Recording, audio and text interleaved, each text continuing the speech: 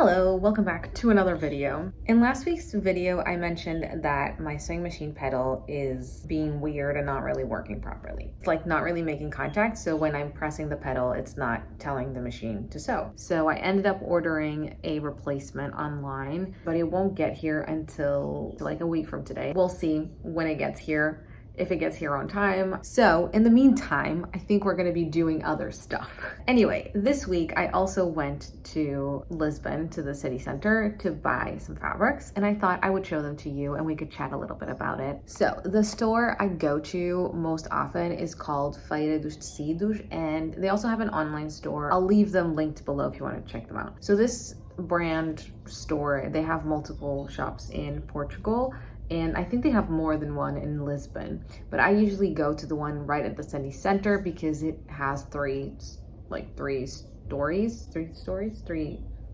levels.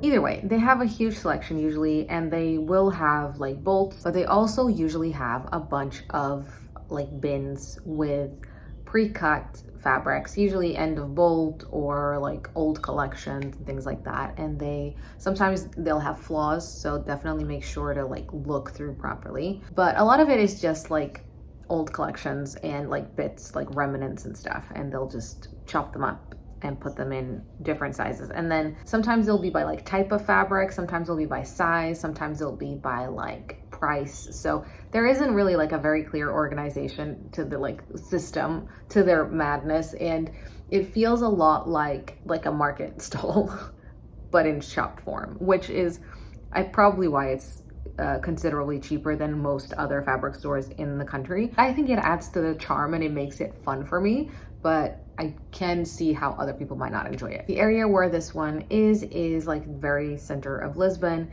where there's like a lot of tourist attractions now. So it is a bit annoying to get there and to like walk around because it's just tourists now. This area used to be like a garment district, I guess, or like fabric district. There used to be a lot of fabric stores, a lot of yarn stores, and a lot of haberdashers. I only saw 2 haberdashers. I did see 4 or 5 fabric stores, but some of them were closed at the time I went by because it was lunchtime and I forgot about lunchtime. The other one I saw that was open when I walked past was like a specialty fabric shop, like with more like party fabrics, like a lot of lace, a lot of stuff with glitter and sequins and stuff, and I wasn't really looking for anything that expensive, so I didn't go in, but I did see it. And I know there is at least still one dedicated yarn shop. It's like a few blocks down, and it was very hot and I was getting hungry and I didn't feel like walking all that way when I wasn't really looking for yarn. I was looking for fabric. Anyway, that's a very long-winded explanation, but here are the fabrics I got. I got 3 pre-cuts. This first one is a black and white gingham. It's yarn dyed, and if you don't know what that means, it basically means that instead of, okay, I need to close this door. What yarn dyed means is that, as you can see, there's white threads and black threads. So it means that the threads themselves that make up this fabric are dyed the colors of the gingham. Then you can also have gingham that's printed on. So like you'll have white fabric that they print a gingham onto. And in that case, all the threads will be white. I usually prefer yarn dyed because it means that the squares will be straight, whereas with printed, that can sometimes not be the case. This, I think, is a poly cotton, but I'm not 100% sure. And this was in a bin or a table that had a lot of like tablecloth type materials. So it is on the thicker, sturdier, like heavier weight side. I don't know, I thought this would make a really cool pair of trousers, so that's why I got it. So this cut cost $9.95.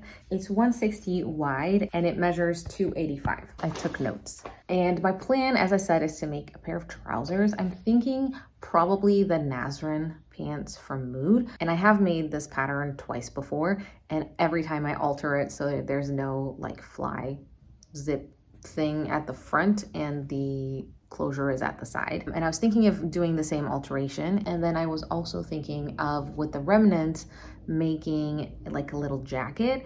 I have two options for my jacket. One is to use this pattern, which is the Vogue 7975, but I'd probably have to crop it to a degree, just depending on how much fabric I have left. And I have done that in the past with this other jacket I made, and it turned out really, really cute. And I actually wear that jacket all the time. So if I won't go in this direction, I think even if it's cropped, it'll still be super cute and I still will get a lot of wear out of it. However, another option I have is to make more like of a denim jacket style, sort of like this one I made last year. And I think that would also look very cute, but I'm not sure how much fabric I have. I'll have to see once I have trousers done, honestly. The only downside of using this pattern versus the other denim jacket one I have is that I'd have to use lining, and I don't know if I have some gray lining in my stash, but I don't know if I have enough, or like, yeah, I would have to think about that. So that's kind of the only downside of using the Vogue pattern. But I think the jacket is very cute and it's very retro, has a very like classic retro vibe, which is definitely my thing. Next, I have this cut of linen. This is like a really nice olive green color. I'm not 100% sure. Again, it was with a bunch of other like linens and like bigger cuts of cottons and stuff. So the cottons were a lot bigger than the linens.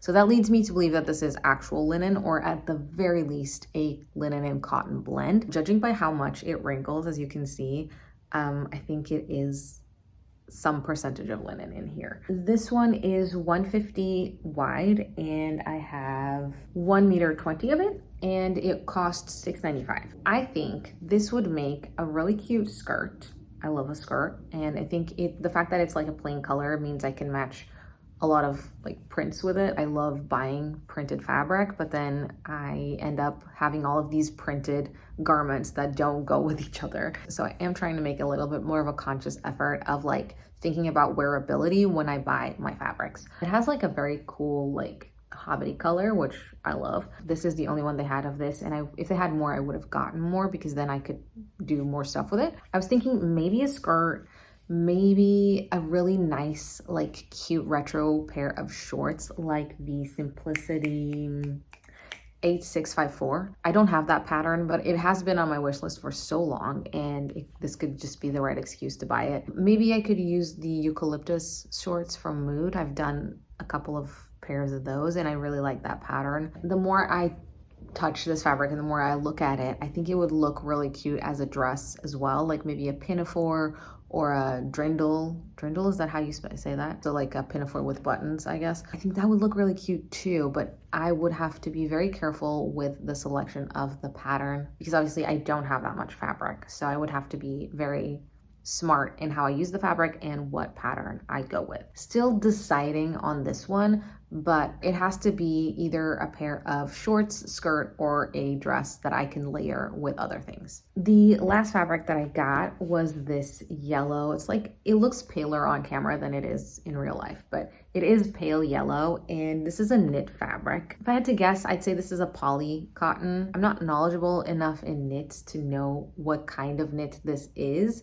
but it doesn't have all that much stretch on the warp or like along the selvage, but it has quite a bit more of stretch on the weft or the like cross grain, I guess. But it is like quite stable. You know what I mean? Like it's drapey because it's a knit, but it feels like, but I don't think it's like thick enough or like sturdy enough to be a Ponte Roma, so I'm not sure what this is. If you know about knits, let me know. So this is 1.60 meters wide, and I have 1.35 meters. And again, this one costs $6.95. I definitely want to make a t-shirt out of this. Like that was the reason why I got it. Thought it would make a really cute t-shirt that I can wear with, again, lots of things. Something plain that I can mix and match, wear with prints, wear with shorts, wear with dresses, wear with whatever, you know? And to make it the t-shirt, I was thinking of using this pattern, which is the Rowan bodysuit and tee by Megan Nielsen.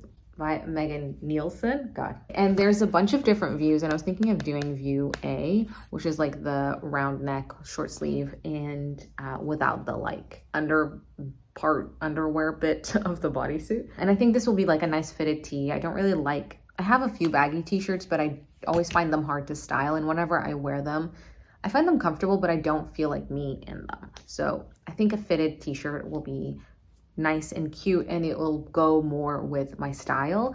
My problem is what to do with the leftovers, because I'm obviously going to have leftovers because you don't need that much fabric for a t-shirt. With the leftovers, I could do like a pair of pajama shorts. Maybe I can sew some underwear because that's something I've been, you know, dipping my toes into. I'm trying to be less intimidated by knitted fabrics. I don't know why they intimidate me, but they do. But I'm trying to like combat that and gain more experience with knits. So that is why I got this. I wanted to make a t-shirt. I wanted to get out of this weird thing I have with knits because it's very unjustified, and it's like they're surprisingly easy to work with. I just got in my head that they would be hard because they're stretchy. So I don't know. There's a few possibilities I can do with this, but I am excited to work with it, and I think it'll be really, really cute. So yeah, these are the fabrics that I got, and those are like my loose plans of what I want to make with them. I guess I could have made the t-shirt this week because I can just use my serger to do that, but I need to pre-wash these still. I'm not like you have to religiously pre-wash fabric kind of person. I don't really care. I think I'm a firm believer that there are no hard and fast rules in sewing. You can just do what feels right to you. Every fabric is different. Every situation is different. So I think we should do what is right for that situation and that fabric and our situation as well. But usually fabrics like that where they have been in the discounted bins, or if I get them at a street market and stuff, I don't know how many people have touched them. And I just want to wash them because I don't want to put that on my body. I am a week ahead of schedule for my videos. So by the time this video comes out, that's the day when my pedal is supposed to arrive. So either it'll get here really quickly and I can set up my machine and get to work with whatever I'm doing next week, which I still don't know. But in case my pedal isn't here for a while, let me know some video ideas, things you want me to talk about, or like things you'd like me to do that aren't sewing machine related. Just in case it takes a couple weeks more for the pedal to arrive than what I've been told. Let me know some ideas. I would love to hear them. If you made it this far, I think you should consider subscribing to my channel. I post a new video most Fridays, and I also post a lot of short form content both here and over on Instagram and TikTok. But yeah, that's it for me for today. Thank you so much for watching, and I will see you in my next video. Bye.